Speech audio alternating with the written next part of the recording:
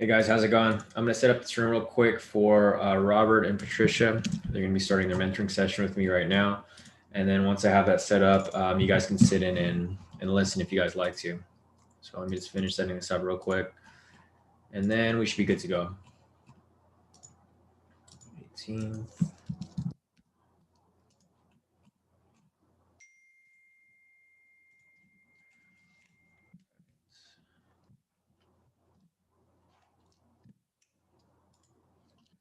Let's get this link over to Robert real quick.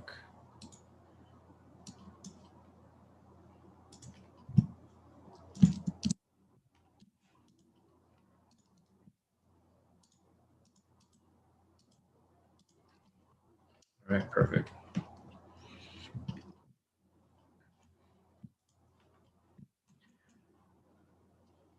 All right, should be good to go.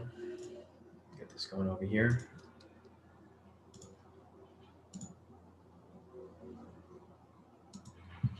All right, perfect. So let me see. I just call this GU trade right here. I'm just going to set my alerts.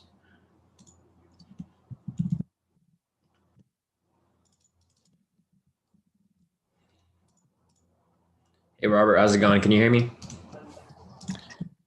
What's up, man? How you doing? Doing good, man. How are you?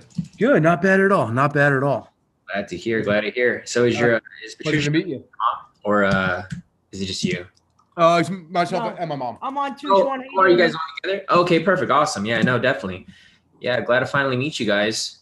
For once, I'm surprised I haven't met you yet, Patricia. You've been in K2 for a while. A long time. Yep. Yeah. So let's see. I'm just setting up my alerts real quick. I just called this GU trade right here, but it didn't fill yet.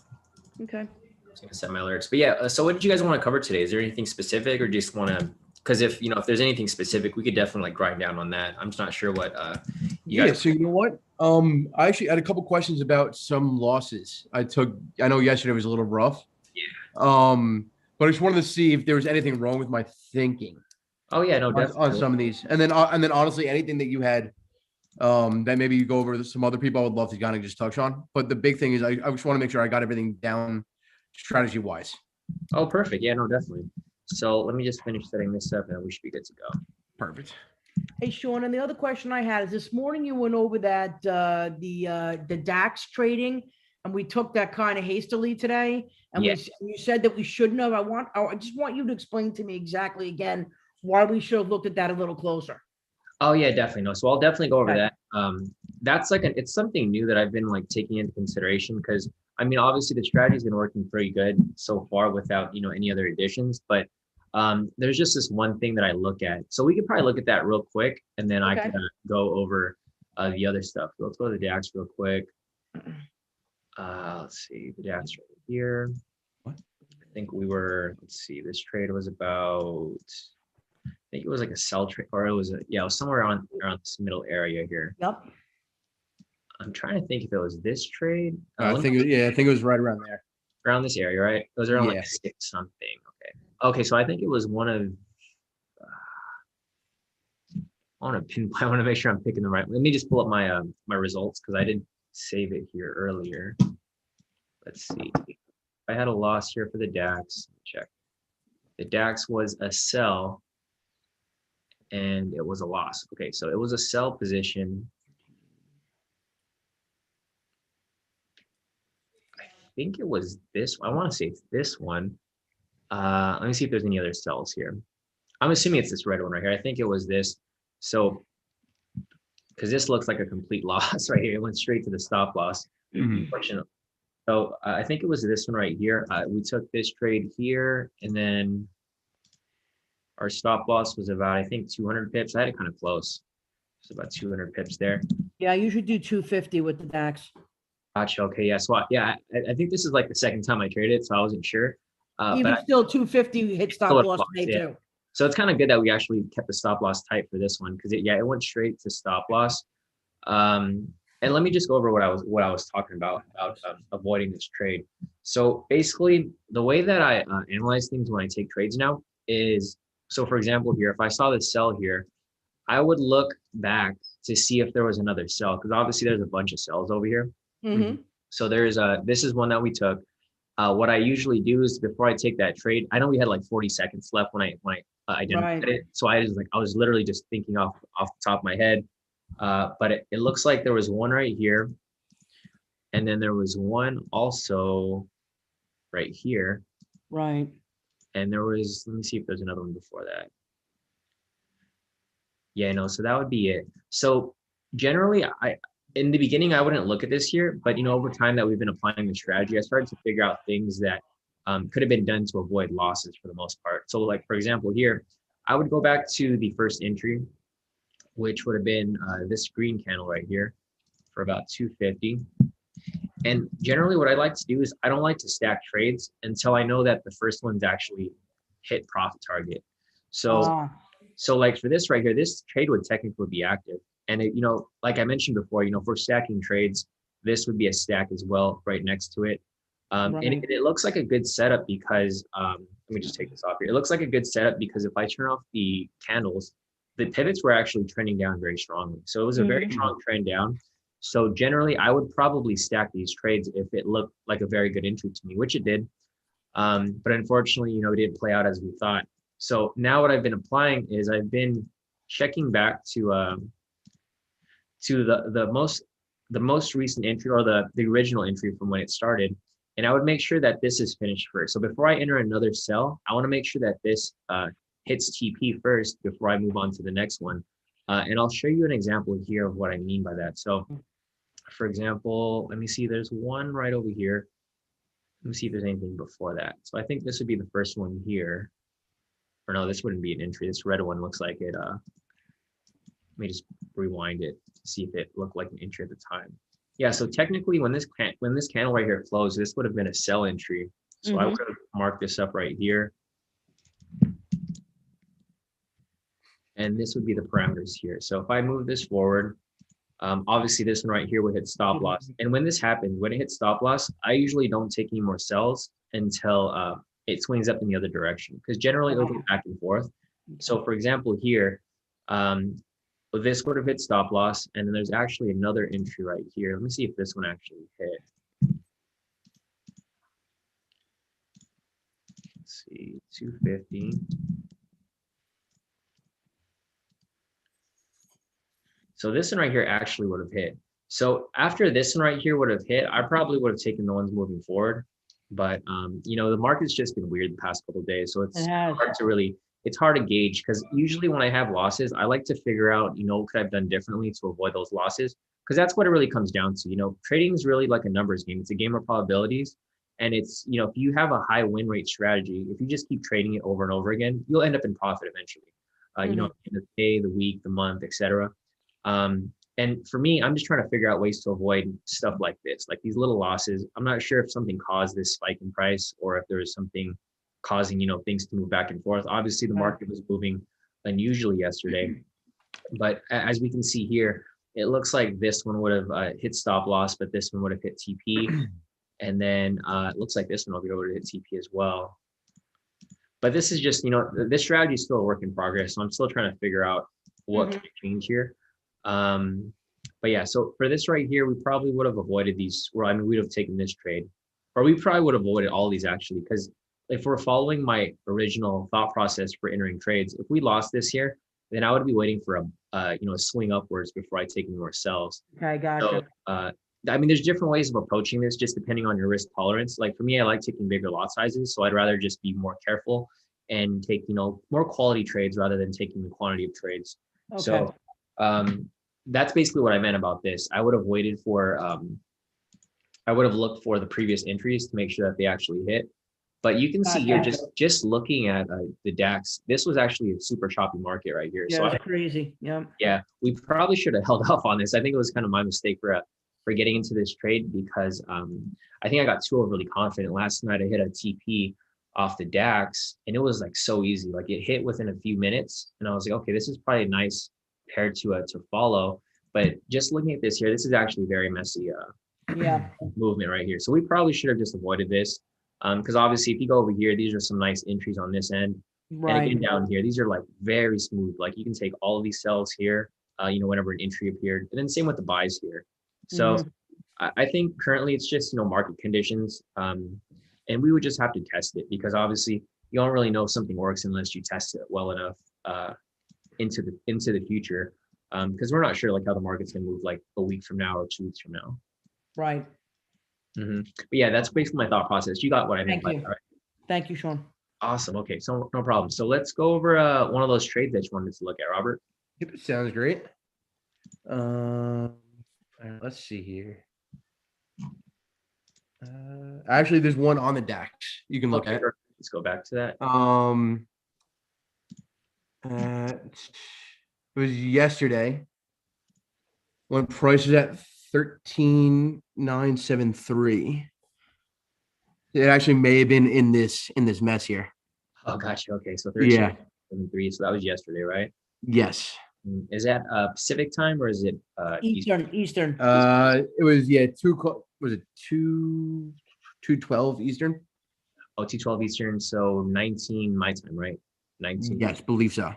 Okay, perfect. So let's rewind to that time there. 19. What was the time again? 1920 you said, or was it 12. 1912? Okay, so let me just rewind to this one right here. All right. So is it one of these candles? I just want to make sure I'm not looking at the wrong candle because I'm here at 1910. I took a buy. Was it this one? No, it wasn't on that. I actually, you know what? I know exactly which one it was. See the one that you just hovered over before? The green one? Right here? Yeah. Yep. That one right there. Okay, this middle one right here. Yep. Awesome. So let me go So back. Yeah. So it took that right there. And I just want to make sure my thinking is correct because I saw things started to smooth out a bit. Yeah. Yeah, that's the tricky part about this because it looks like it's smoothing out, but then you're not really 100% sure until it actually happens, right? So let me draw these zones. I'm going to take everything off the chart and I'm going to make sure that the zones are proper before. I believe it was that one. Yeah, so it looks like there was a zone right there. This zone right over there. Perfect.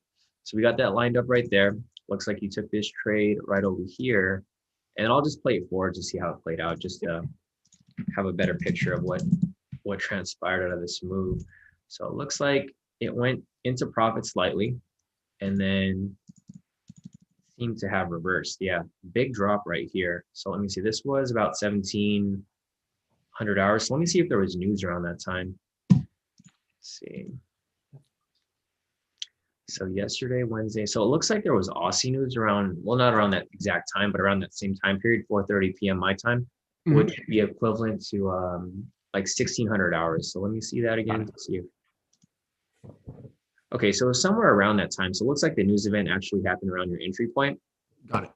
Like exact time, I think, right here, because it happened at 4:30. So I think that'd be equivalent to this right here, this candle. Or I don't know, I might be wrong actually. I'm not really familiar with military time. So we'll use this for just some reasoning behind what happened to the price movement here. Because that's generally what I like to do. If I see a loss, I kind of want to figure out, what caused this drop here. If there was some sort of news, or because if there's some sort of news, then obviously we couldn't have avoided it. But if there wasn't any news, then there's probably something else there that caused the drop. So let's go back and look if there was any entries prior to that. Like I was mentioning. So that red candle also is one, isn't it? Yeah, it is. Let's see. I don't think it'd be enough to hit the TP though. So we have that there. Let me just set this 250. So it looks like it's slightly below it. Let's see. Yeah, it still wouldn't have been enough to stop that trade. So, using the thought process that I, explained prior about waiting for the first trade to actually hit TP, that might have been enough to prevent you from entering this trade right here. Got it. So that's, it's not necessary, but that's something that I've started to catch on to where, let me find another example where like it actually plays out how I mentioned. So let's see. Shawn, what about all the pivot lines lining up correctly? Oh, for this right here? Yeah. So for this right here, which they're not, Yeah. So generally for me right here, this, let me just back up to that entry again. So just looking at the pivots right here, this is kind of a choppiness because like I mentioned before in the chat, I generally like it when it's moving smoothly like this, but once it comes over and crosses over the orange and the red, that's where it starts to get a little choppy for me. So I try to avoid entering trades around these areas. I like to enter trades when it's moving smoothly like this down here. Got it. But once it crosses up to the orange, that's where it gets kind of risky. And then I wait for trades to come back down.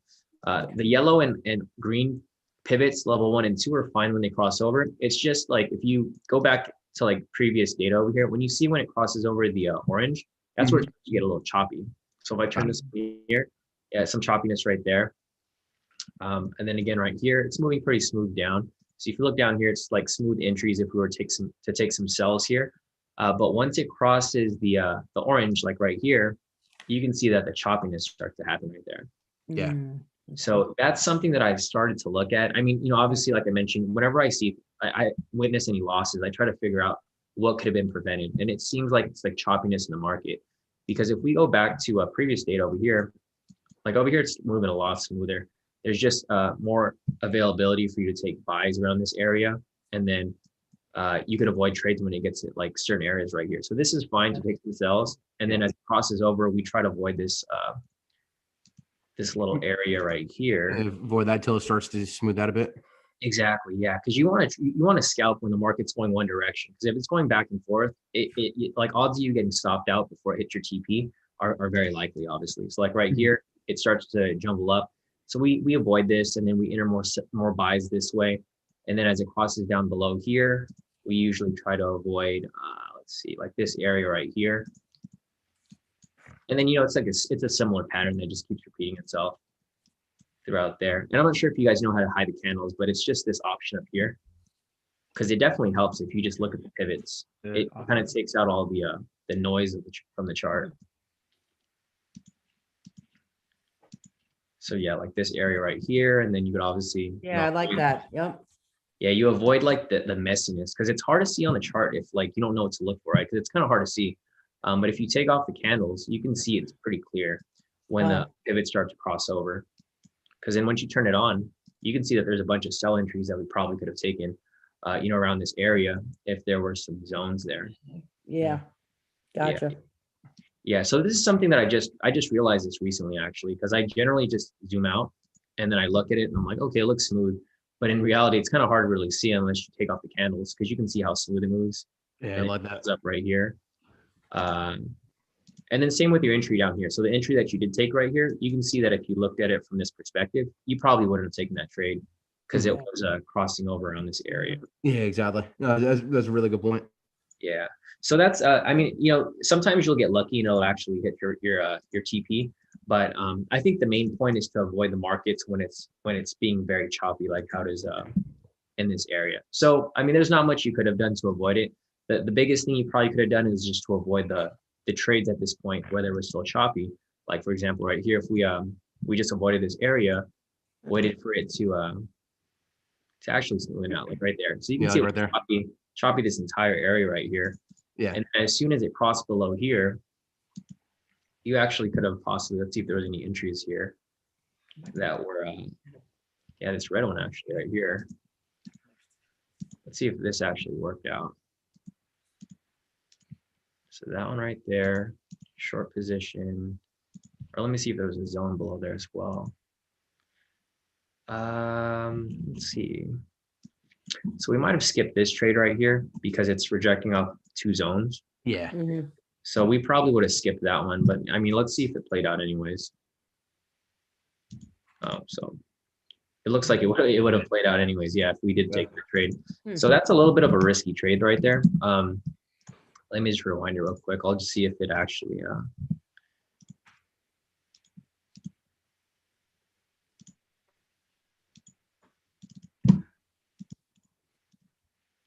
this. So actually, I think this might have been an okay entry. The reason for that is because you can see that the price didn't necessarily close within the pivot. I mean, within the zone. It was like kind of crossing below the zone. So this is it'd be a risky entry, but if you really wanted to take this and you did take it, obviously would have hit TP if that was the case. Got it. But this one right here, I would have skipped. So this one, I don't know if I would have taken that one, but this one over here, I probably would have taken this one because there's another entry right here for this red one. So even if you skip this one right here, you still would have, if you took this next one down here, you still would have won off this trade or even this trade, right? There's a couple here actually. Yeah, I was just saying, Yeah. now let me ask you a question for the green candle directly after the one that you're currently on. Oh, this one right here. Yeah. Yeah, that'd be a perfect clean entry right there. Actually, it's like literally on the point right there. If you were to take that trade, that would have been perfectly fine. So yeah, if you took that one right there, it looks like it went literally straight to TP after entry. So right after the entry, yeah, it dropped immediately to TP right there. Yeah. So that's like a perfect entry right there. And you can see that it works out perfectly. You know, if you're able to identify where it's choppy, you could have just avoided this area, and then you could have taken the trades down here where it started to smoothen out a bit. One thing I'm noticing is you're not really using those the indicators that much. I mean the momentum indicators at the moment. Yeah, not so much until I figured out what I think someone in the group mentioned it earlier. They use it in one way too, where basically if they have, well, maybe not on the 10-minute because there's so many signals here, but we were looking at the snipe strategy like on the 4-hour, and on the 4-hour it actually works pretty smoothly. Let me see if I could show you an example of what we were talking about. So during the live session, basically if there was a buy signal right here, we would take like buy entries if we saw any. So let me see if I can find one over here possibly. Yeah, like this one right here. So well, this is just an idea, so I wouldn't recommend that you use this just yet until I actually figure out that it works, because I know a lot of people try to take trades or like with the new strategies right away before they've been fully tested, but it looks like it works pretty fine. So right here, basically the way that the strategy would work, it's the same strategy, it's just that we use this as an extra confirmation. So like we have this green candle right here, and then I guess let me see if there's an entry over here. So there's actually an entry right next to it. So I'll look at both of them. So we have one right here off this red one. And the problem with the main problem with the 4-hour is that the range is so far off. Like to find the sweet spot for something like this, you'd have to really try really hard, because this is like 1,000 pip move. And if we're only going for a 500 pip move, this is going to be a huge risk if that ends up being the case. So it's probably not something that I would use for indices. This is something that's probably better used with Forex pairs, since they're worth a lot less, and you can go for like a 30 or 50 pip move versus indices here where we have to go for like 1,000 pip move. Got it. But that's basically the thought process behind that. But it's something that I just came across today, and I haven't really tested at all. But basically, if you have like a green candle or a green signal here for a buy, you're only going to take buy entries, and then vice versa. If you have a sell, you're only going to take sell entries. But that's something that I have to go back and test before I actually like introduce it to you guys. Got it.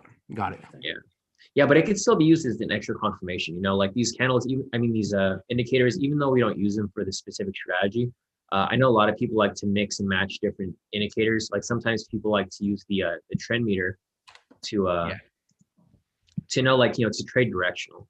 But it, like I mentioned, like time and time again, I try to keep it at a minimal with the indicators, because if you have too many requirements, you're probably going to miss out on a lot of trades. That definitely makes sense. Yeah, definitely. And then you know what? Can you head over to the US 30 real fast? Definitely. Awesome. Thanks, man.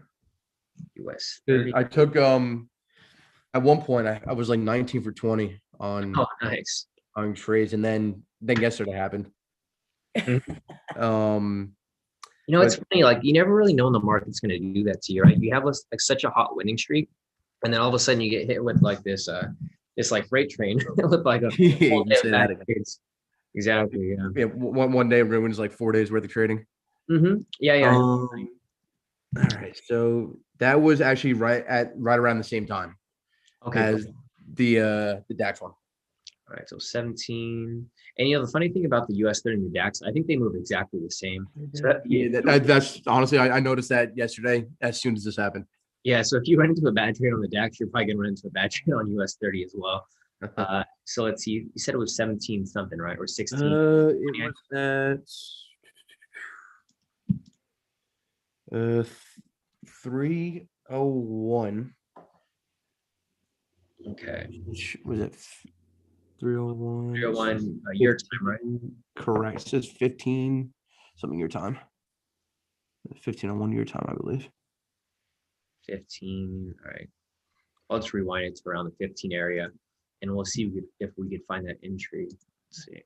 Was that at Was it I this got in at 31,668. 31,668. Okay, so it's a little farther up. Yeah, so maybe it's, There we go. you know, it could be this one. Okay, do you think it was this red one? That red candle right there. Perfect. Okay, so let's just draw that zone so that we can see where the rejection was. Now, my thing is, I don't think I should have taken it because it was kind of up against another zone. Oh, there was another zone above it. Yeah, it was one slightly above it. Okay, maybe this red one right here. Yeah. Yeah, so it was like right at resistance, right? Okay, cool. So let me just mark it up, and I'm gonna see what you saw here. So let's see, it's about 500 pips. And then let me just let it run through real quick. Yeah, I went straight down. So here, let me check and see what happened here. So it looks like the pivots look fine. Looks like it was in a pretty nice push up right here. This was about 17, so that's 5 something.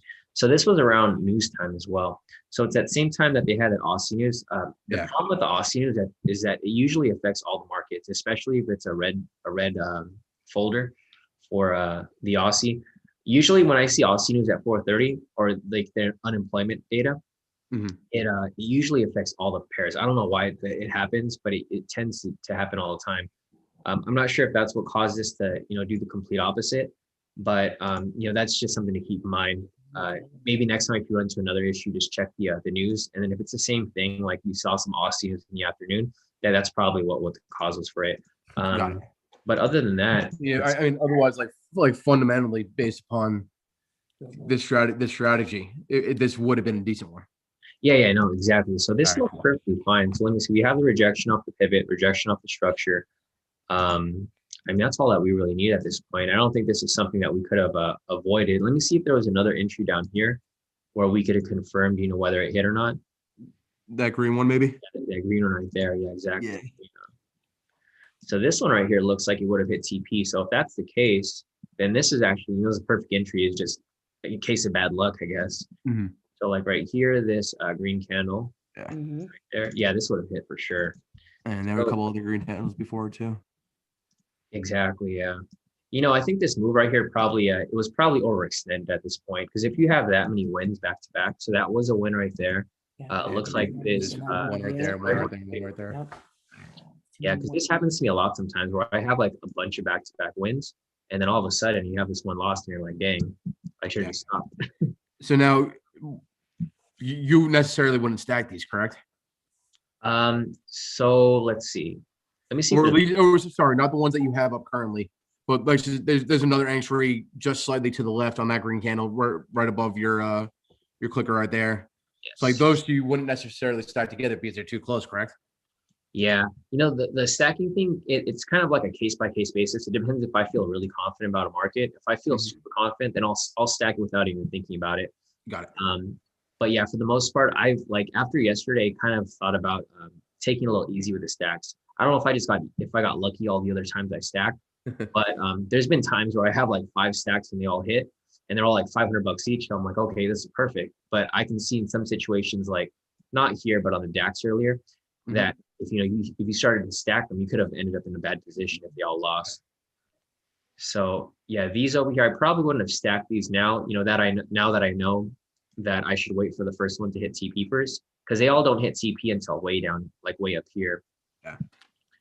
So I probably wouldn't stack these. Or if you did want to stack, I would just use a smaller lot size, because when I did stack before, I would use I normally use like a standard lot. So I would basically use like maybe a 0.20 or maybe even a 0.5 if I would stack like two or more positions, because then I technically would be taking the same position. It's just multiple positions, just at different entry points for the most part. Got it. Yeah, but yeah, pretty much all these entries right here, I would have taken maybe one of them, not all of them. And it looks like there might have been some entries down here as well. Let's see. Yeah, there's actually a whole bunch. There's a few. So if that was the case, I probably would have taken, this one right here, it would have hit full TP. Mhm. And then I would have taken one of these over here in this area. So I probably would have taken the same trade that you took as well. So I would have taken this, I would have taken this, and I would have taken yours. But it would have been fine because you'd have like 2 wins here and then 1 loss. You'd still be in profit. Yeah. And then I think there's a couple more here. Yeah. So there's one more down here as well. So technically, you'd have a lot of wins if you decided to take this whole winning streak here, because you would have won this trade right here. And it looks like there's even more down here actually. So you probably would have won a lot. So that 1 loss that you would have taken at the top would have been, fine. Because you could have taken this trade, win, win, win, win, and then 1 loss. So you'd have 3 wins and 1 loss for the most part. Perfect. Yeah. But yeah, no, that was a good trade. It was a good identification of that trade. It was just, a case of bad luck, I guess. Sweet. If you ended up catching the short end of the stick, as it already gave a bunch of wins over here. It happens. Yeah, I know it happens. It's something that you can't really predict. Like the market, you really can't predict the market. It's just, testing it and seeing if it works. And then if it works, then you keep trying until it stops working. Yeah, exactly. Exactly. Yeah. It definitely makes sense. Huh. Actually, that explains a lot. Because I was at one point I was like, am I doing this the right way? Because I had, like I said, those like 4 or 5 days from when I started that were going great. Mm-hmm. And then yesterday, it's like, maybe I don't have this the way I thought I did. Yeah, I think it was just the day, honestly, because I think, yes, it's weird because we've never had days like that where the market was so choppy for such a long period. It would usually be choppy for like maybe an hour or so, an hour, 2 hours, maybe 3 hours max, but not the entire day, because it seemed to be choppy like early New York session, like all morning, and then it lingered into Asia session as well. Yeah. So I mean, some days like that happen. Like generally, like one rule that I use is if I have like 2 or 3 losses in one day, I just take the day off because it's usually just a bad day. Yeah. Yeah, because normally, it's usually a back and forth game. It's like you'll have a win, you'll have a loss, you'll have a win, you'll have another win, you're in profit, and then you'll have a loss, and then you'll still be in profit. But if you have like 2 back-to-back losses, odds are the market is just not moving right at that time. Yeah. Got it. All right. Sweet. Perfect. That answers a lot of my questions. I'm good, Shawn. Yeah, no, definitely. Yeah, no, definitely. Yesterday was just a fluke. I wouldn't take that to it's just one of those days. Honestly, I would just brush it off and then continue on next week because obviously the strategy works very well. It's just you just have to take those days and just move along with them because it's like even for myself. Now that we had those losses yesterday, I'm trying to figure out solutions to those losses, but in reality, it might have just been the market. Like there's probably nothing that we could have done to avoid those moves. No, it definitely makes sense. Actually, you know what? One last question for you too. Yeah. So let's just say the loss that took up top. Let's just say things were to come down and then spike back up again. Yeah, let's see.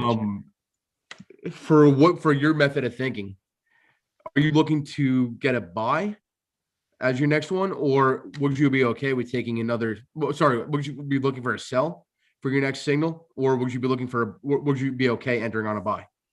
That's correct. So I'd be looking for a sell. So after this loss right here, I wouldn't take any more buys, and I would just be looking for a sell. Because generally, when you look at the market here, let me just show you real quick. When it's going in one direction, it usually swings in the other direction. So it goes from a buy market to a sell market. Then again, from a sell market to a buy market. So it usually swings back and forth. So the reason for me going for a sell is because I'm trying to catch the next wave, right? Because right here, if you caught the first wave upwards, you'd have these wins right here. And then you have one loss, and then you wait for it to swing downwards, and then you end up taking the trades in the opposite direction. Got it. Because it usually moves in waves right here. You can see if you go back, it'll go from like a down wave to an up wave to a down wave to an up wave. And it's usually going back and forth, especially if you're trading on the 10-minute. It usually doesn't continue in one direction for too long. So let's see if we move this forward right here. So yeah, it looks like it actually swung down. So from this point over here, obviously we would have had that loss up there, and then we'd have our first sell right here off this green one. So one loss right there, and then we take this sell over here because we waited for the market to shift in the other direction. And then if we took this right here, looks like it's almost immediately. Exactly. Yeah. So this would have covered that loss right there. So we had that, we had all these wins, one loss. That's fine. You eat the loss, move on to the next one, cover that loss. And then, everything's so moving forward from here. There's a bunch of other sell entries here as well. And then you just pretty much, continue the pattern as it continues to, drop further and further from that point, Huh. obviously. And it's just a pattern, it's a repeating pattern that we're able to identify because we know exactly what we're looking for. We're not like guessing, if price is going to go one direction or the other, because it moves in waves as you've seen, throughout the day. Perfect. So yeah, looks pretty solid to me. Yeah. Looks really good. Okay. Sweet. That makes a lot of sense. Yeah, no, definitely. Yeah. Is there any other questions you guys want to cover? I don't think so, man. I'm good, Shawn. Yeah, I think kind of covers it. I know you start kind of sticking to doing mostly scalping as things start to smooth out like they haven't this afternoon, so on and so forth. So Exactly. Yeah. I think the market is just, it's still early on in the year. This usually happens like January, February. It takes a while for the market to stabilize. Then like in March, it'll start to smoothen out a bit until June. And then Cool. from that point, the market gets choppy again during the summer. We go back to scalping. And then, it's just that market moves in seasons. So I think right now is probably the best time for us to be scalping. perfect. Gotcha. Sounds Awesome. good, man. Thank you so Shawn. much. Yeah, definitely. good. Yeah. If you guys have any other questions, feel free to reach out, or if you guys want to hop on another session, I'm always available. Thanks so Awesome. much. You're the man. Appreciate Thank you so everything. much.